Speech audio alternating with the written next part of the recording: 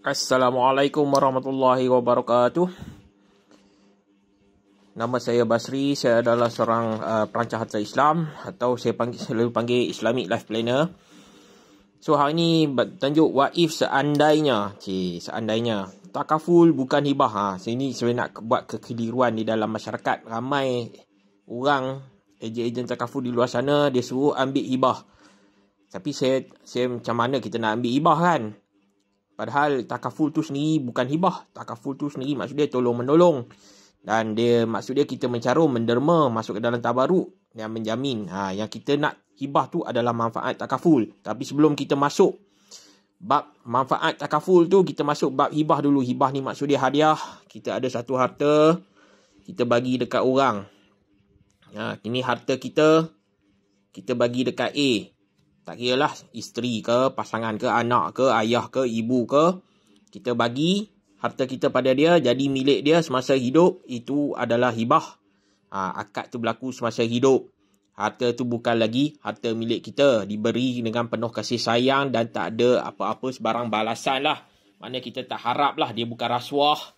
Kita tak harap sebarang balasan. Dia diberi atas sebab dasar kasih sayang. Sebab tu nama hibah. Kan? Kalau kita beri kasih sayang, maknanya kita tak boleh harapkan seorang tu dia balas balik. Contoh, kita nak manfaat takaful tu, kita hibah pada isteri dengan harapan isteri tolong bayar hutang. Tak boleh lah. Kan? Itu dah melanggar. Patutnya you tak buat macam tu. You buat wasiat lah. Maksud dia lantik isteri sebagai penama atau wasi. Sebab takaful tu dia boleh juga buat wasiat. Kan? So dengan harapan you bagi dekat dia, wasi akan tolong orang kata tolong bayar. Tu baki tu you boleh pesan. You boleh pesan kata baki tu ambil lah semua dekat you. So dia boleh tanggungjawab wasi, dia boleh tanya pada waris faraid bahawa suami dia pesan kata baki lepas tolak semua kos urusan pusaka, kos pentadbiran, kos hutang, dia hasrat dia nak bagi pada isteri. Kalau kata waris faraid setuju, baru jadi milik isteri. Kalau waris faraid tak setuju, so boleh buatlah sama rata ataupun ikut faraid. Itu yang sebab tu takaful bukan hibah. Cuma bila kita buat hibah, hukum dia wajib dilaksanakan. Wajib dilaksanakan, makna tak boleh batal lah. Kan? So kalau kata kita bagi dekat isteri, suami hibah pada isteri, dia tak boleh batal.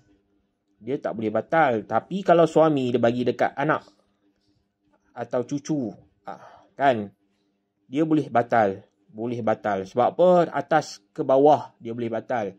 Dia boleh tarik balik. Tapi bila dia bagi pada isteri, bagi pada kawan, atau dia bagi ke atas ayah atau ibu dia, dia tak boleh batal. So wajib dilaksanakan. Tapi macam mana sekarang ni kalau kita ambil takaful, manfaat tu kita nak hibah. Tapi ada beberapa kekangan. Takaful tu boleh batal. Batal tu macam-macam sebab lah. Satu, lapse lah. Kan? Kedua, matang. Dia ambil sampai umur 60 tak mati. Matang. Kan? Akhirnya, ataupun dia ada berlaku claim. Claim TPD ataupun claim sakit kritikal. Claim CI. Dia jenis accelerated. Accelerated ni makna dia tutup terus polisi. Sebab claim TPD tak hibah pada isteri. Dia dapat claim TPD, dia akan masuk terus akaun. Katalah suami tu yang ambil takaful, suami tu akan dapat masuk akaun dia. So isteri tak dapat lah.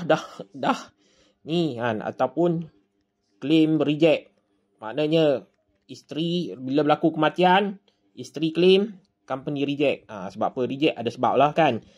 Claim reject pun batal lah. Kan? Tak jadi. Ataupun dia surrender. Dia surrender polisi dia. Kan? Surrender polisi pun dia akan batal. So kita kena faham bahawa takaful ni dia ada kekangan dalam melaksanakan hibah tu. Hibah tu boleh dibatalkan kerana apa? Kerana contoh penerima hibah meninggal dunia. Kan? Contoh dalam keadaan isteri meninggal dulu, batal lah hibah tu. Kan? So dia boleh buh nama lain. Wajib dilaksanakan. Tapi orang kata apa? Kita kalau boleh kita nak buat.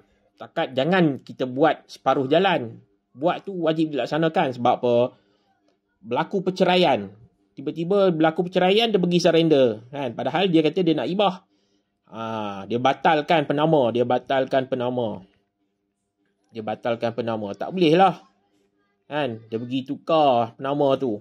Tak boleh lah. Kan? Bila berlaku perceraian, isteri tu tetap you dah bagi. Contoh you beli rumah, you bagi dekat isteri. Itu hak isteri lah. Kan? Mana boleh kita benda hibah ni ambil balik, buruk siku. Itu perkataan buruk siku tu. Jadi macam mana saya sebab tu saya tak macam ejen takaful lain. Kita bukan nak jual sebab komisen, kita nak laksanakan perintah Allah. So kalau nak buat hibah, buat betul-betul. Polisi takaful yang boleh, orang kata taklah, yang kata tak senang, yang kita mampu buat tapi tak boleh dibatalkan dengan sesuka hati. So antara yang kita boleh batalkan, atau kita buat absolute assignment lah. Absolute assignment ni maknanya kita gadai kita punya, orang kata takaful tu pada bank, contoh untuk hutang, atau kita bagi dekat salihin trustee untuk jalankan amanah-amanah di dalam tu. So batal lah kan. So bila buat benda-benda ni semua, dia akan membatalkan manfaat takaful tu. So kita tengok satu produk dekat FWD, contoh umur 30 tahun. Kan?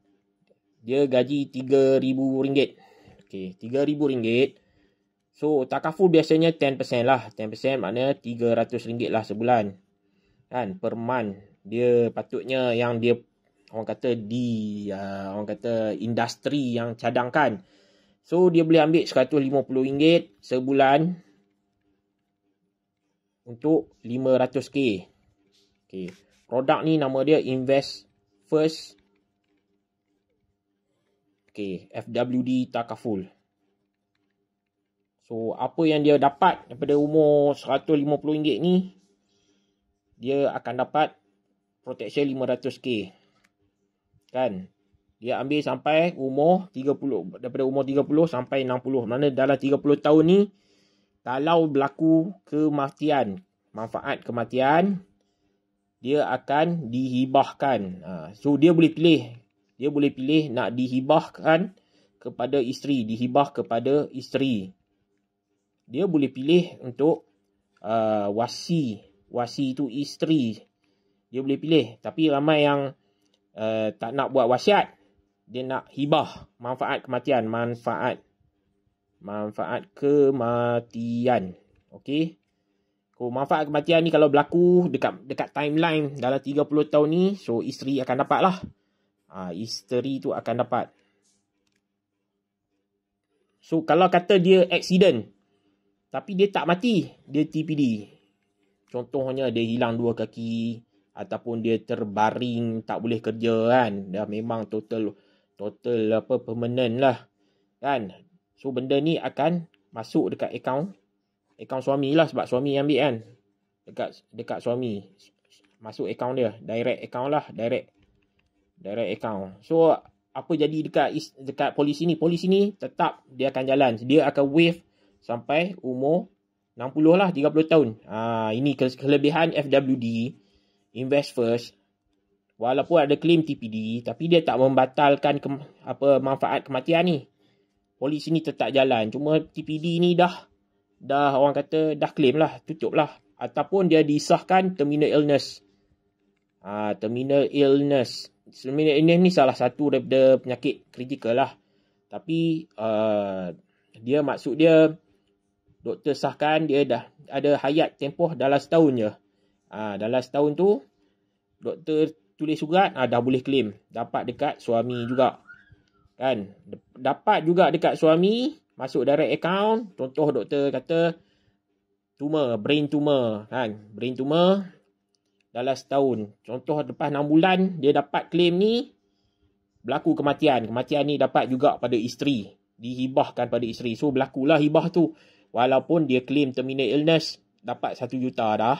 Kan? Tapi dia bila berlaku kematian, isteri tetap dapat. So bagaimana pula kalau dia sampai umur 60, isteri tak dapat apa-apalah. Kan? Pasal hibah tu tak berlaku. So untuk elakkan dia daripada tak dapat apa-apa, dia boleh buat top up. Daripada umur 30 ni dia top up. Dia top up RM150 sebulan. So sini akan ada cash value lah, top up. Top up. So kalau kita kata 10% lah, sama 30 tahun, RM150 sebulan, kita akan dapat balik 500k. So top up dia akan 500k lah. 500k plus cash value. Cash value ni apa yang baki dalam takaful tu tadi.